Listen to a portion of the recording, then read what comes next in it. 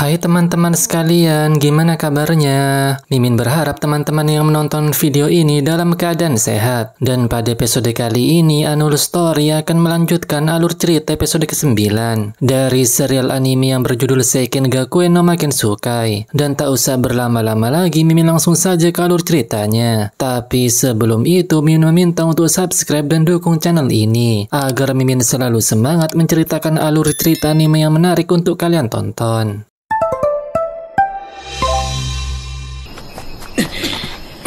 Setelah itu, terlihat pasukan manusia mengepung persembunyian demi-human yang tersisa. Mengetahui hal itu, para demi-human pun merasa kepanikan. Dan sesaat kemudian pasukan manusia berhasil memojokkan demi-human. Mereka melakukan hal itu karena demi-human telah merencanakan penculikan Tuan Putri. Oleh karena itu, para demi-human akan ditahan. Ketua pasukan manusia juga meminta mereka untuk menyerah, karena para demi-human tak akan menang melawan pedang suci. Namun tak lama kemudian, mendengar hal itu, ketua pasukan itu pun menganggap jika suara tersebut ialah sekutu mereka. Dan secara tiba-tiba, para pasukan manusia terkena sihir yang membuat mereka menjadi batu. Ternyata yang menolong mereka ialah entitas bertopeng tengkorak. Merasa jika para demi-human tak sopan ketika ditolong, entitas itu pun menggunakan sihir yang memaksa mereka untuk bersujud. Dan ternyata entitas tersebut bernama Zorbadis, yang menganggap dirinya ialah Raja Iblis penguasa dunia. Diketahui jika sihir yang membuat para manusia menjadi batu akan hilang dalam hitungan menit. Zorbadis kemudian menawarkan, jika mereka bersedia menjadi pelayannya, maka mereka bisa melarikan diri. Karena tidak ada pilihan lain, para demi-human pun menyetujui tawaran tersebut. Mendengar hal itu, Zorbadis kemudian menciptakan labirin bawah tanah untuk menjadi persembunyian mereka sementara. Dan pintu masuk labirin tersebut juga tak bisa dilihat oleh manusia. Namun tak lama setelah itu, dan ternyata Zorbadis ialah Leonis yang sedang menyamar. Kejadian Celia yang menelpon Leonis barusan membuat dia segera pergi dari sana. Setelah itu, terlihat kediaman Celia dikerumuni oleh gagak. Dan alasan para gagak datang ke tempat Celia karena hewan-hewan tersebut yang ada di waktu malam akan berkumpul di tempat vampir. Celia kemudian mencari Leo di kamarnya. Namun sesaat kemudian, tak percaya dengan apa yang dia lihat, Celia pun mengucek kedua matanya. Beruntung Seri segera kabur dari sana, yang membuat Celia mengabaikan keberadaan Seri. Karena teleponnya dimatikan Leo, Seri pun akan mencarinya setelah mandi. Tak lama setelah itu, terlihat Leo telah kembali ke kamarnya. Dia merasa jika tangan kanannya terlalu protektif, yang membuat martabatnya hampir saja hancur di hadapan demi-human. Namun meski begitu, rencana Leonis berjalan dengan lancar, karena para demi-human yang bergabung akan menjadi pemulihan tentara iblis. Namun sesaat kemudian, dan kebetulan Regina melihat kejadian itu, yang membuatnya merasa jika dirinya telah mengganggu mereka berdua. Hal itu tentu saja dibantah oleh Leo dan juga Celia. Setelah kejadian itu, terlihat mereka makan bersama. Celia tak lupa mengingatkan agar Leo menjaga kesehatannya dengan makan sayuran. Mendengar hal itu, Leo pun baru menyadari jika Celia ingin dirinya makan sayur agar darahnya menjadi lebih encer dan Celia bisa menghisapnya dengan bagus. Melihat kediamannya menjadi menyeramkan karena didatangi oleh gagak, Regina pun berencana akan menyingkirkan mereka. Namun Celia menghentikannya karena dia merasa kasihan dengan gagak tersebut. Regina kemudian memberitahukan jika jumlah gagak sebanyak ini, maka kediamannya akan menjadi rumah hantu. Apalagi ada dogi hitam dan hantu seorang gadis di tempat ini. Mendengar hal itu membuat Celia memberitahukan jika barusan dia melihat hantu berpakaian pelayan yang membersihkan kamar Leo. Mendengar hal itu tentu saja membuat Leonis terkejut. Dia juga memberi alasan jika Celia sepertinya salah lihat. Mendengar Celia menanyakan kepergiannya sebelumnya, Leo pun membuat alasan jika dia pergi ke pelatihan sukarela untuk berlatih sebelum pertandingan. Dan ternyata, peloton Celia telah ditantang Fenris untuk bertanding di sebuah permainan. Dan jika menang, maka mereka akan naik peringkat. Keesokan harinya, pertandingan itu pun dimulai. terlihat Celia berhasil memotong bendera lawan dengan bantuan Leo. Ternyata di permainan ini, masing-masing tim diharuskan memotong bendera lawannya. Dan tiap tim terdapat 5 bendera biasa dan 1 bendera utama. Dan saat ini tim Celia berhasil memotong 1 bendera milik tim Fenris. Tak hanya ditonton oleh murid dan warga biasa, namun pertandingan kali ini juga ditonton oleh para komandan. Tim Fenris berusaha memotong bendera milik tim Celia. Namun mereka berhasil dihentikan dengan kerjasama Regina dan Finn. Di sisi lain terlihat Sakuya menerobos sendirian ke pertahanan tengah milik musuh. Namun dia dihadang serigala es milik Fenris. Di tempat lain juga terlihat Celia dan Leo sedang menerobos pertahanan musuh dari sisi yang lain. Namun sayangnya Celia terkena gigitan serigala es milik Fenris. Tak lama setelah itu, terlihat Fenris beserta 1 rekannya datang. Celia pun heran karena Fenris lah yang menjaga bendera utamanya. Namun berkat Fenris, Celia merasa jika rencananya telah berhasil karena Sakuya bisa menerobos dari sisi tengah. Namun nyatanya, Sakuya malah termakan perangkap Fenris karena dia malah sibuk mengajar serigala es.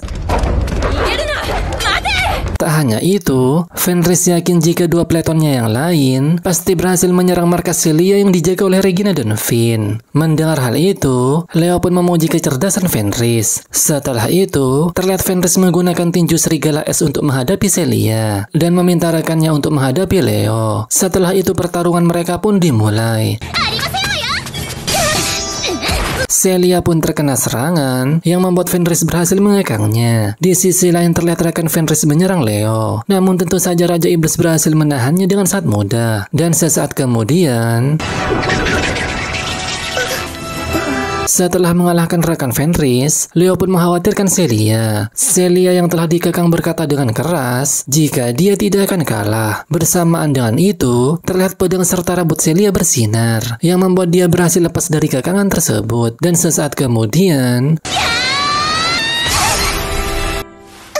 dengan kalahnya ketua peleton 11, Celia dan yang lainnya pun berhasil memenangkan pertandingan. Dengan bangganya, Raja Iblis berkata jika ini ialah kekuatan tangan kanannya. Setelah itu, terlihat Celia membasuh rambut Leo di kamar mandi. Hal itu tentu saja membuat Leo memerah. Terlebih lagi di sana ada Finn dan yang lainnya. Dan alasan Leo boleh mandi bersama mereka karena dia masih di bawah 10 tahun. Tak hanya itu, Leo juga berendam bersama mereka yang tak memakai pakaian. Terlihat Celia dan yang lainnya sedang membicarakan pertandingan mereka sebelumnya. Tak lama setelah itu, mereka pun menyatukan tangan dan meminta Leo untuk ikut. Dengan penuh semangat, mereka pun akan berusaha lebih keras lagi ke depannya. Setelah itu, terlihat seorang pria yang bernama Nefakes Reizat berkata jika sudah waktunya sang dewi bangkit.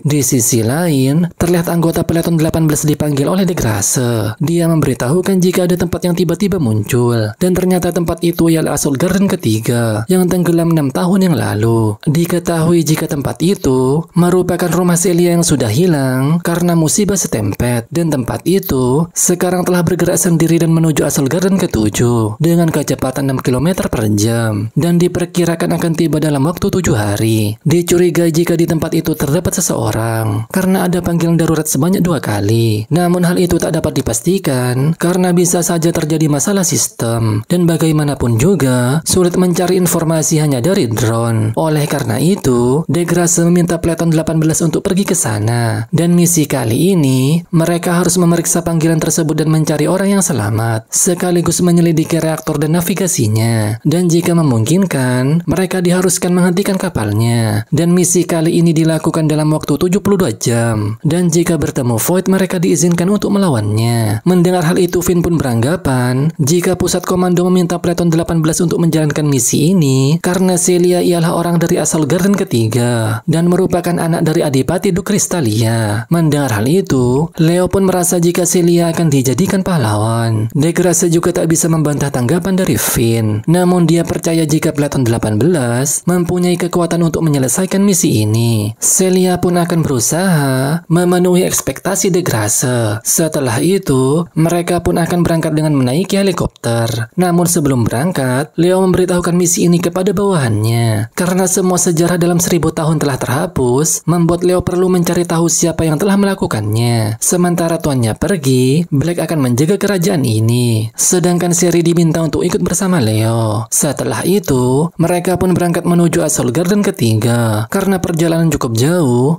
Finn pun meminta yang lain untuk tidur dulu sebelum tiba. Mendengar hal itu, Regina pun meminta Leo untuk tidur di pangkuannya. Namun Celia menolak keinginan Regina karena seharusnya Leo berada di pangkuannya. Tapi karena Regina mempunyai alat pembersih telinga, jadi Celia tak bisa berbuat apa-apa. Merasa keenakan, Leo pun mengingat saat dirinya bersama Roselia. Diperlihatkan jika Raja Iblis sedang memoles tulangnya, sedangkan Roselia berada di pangkuan Raja Iblis. Namun kebersamaan mereka tak berlangsung lama, karena sebentar lagi Roselia akan menghilang. Diketahui jika dia akan berinkarnasi 1000 tahun lagi. Roselia juga menanyakan, apakah Leonis akan menemukannya meski penampilannya telah berubah. Mendengar hal itu, Leonis pun berjanji jika dia akan mencari Roselia, meski dia harus merangkak ke seluruh dunia. Roselia juga ingin Leonis berjanji satu hal lagi kepadanya. Namun saat Roselia berkata hal itu, Leonis tiba-tiba terbangun dari tidurnya. Tak lama setelah itu, mereka pun sampai di Asal Garden ketiga. Setelah mereka mendarat, Celia dan Regina dibuat terkejut dengan keadaan kampung halamannya. Mereka pun berpencar dan menuju ke tempat yang berbeda-beda. Leo dan Celia akan pergi ke tungku, sedangkan yang lainnya akan pergi mengidentifikasi panggilan sebelumnya. Dan untuk berjaga-jaga, Finn pun akan mengeluarkan Excalibur-nya untuk mengecek Celia dan Leo terus-menerus. Setelah itu, Leo pun meminta Sherry untuk menjaga mereka bertiga. Awalnya Sherry menduga jika dia akan menjaga tuannya. Namun karena ini merupakan perintah, jadi Sherry pun menyanggupinya. Tak lama setelah itu, Celia mendeteksi adanya Void. Dan sesaat kemudian, terlihat ada serangan yang menyerang mereka. Bahkan serangan tersebut membuat Celia tertimpa tiang. Melihat hal itu, Leonis pun dibuat khawatir. Namun dia dikejutkan dengan entitas yang datang dari langit. Nah, itu dia alur cerita episode ke-9 dari anime Seiken Gakuen no Makensukai. Annual Story akan menceritakan episode ke-10 minggu depan. Karena anime ini merupakan anime terbaru yang rilis setiap minggu. Dan sampai jumpa di alur cerita selanjutnya dan terima kasih sudah menonton. Bye-bye.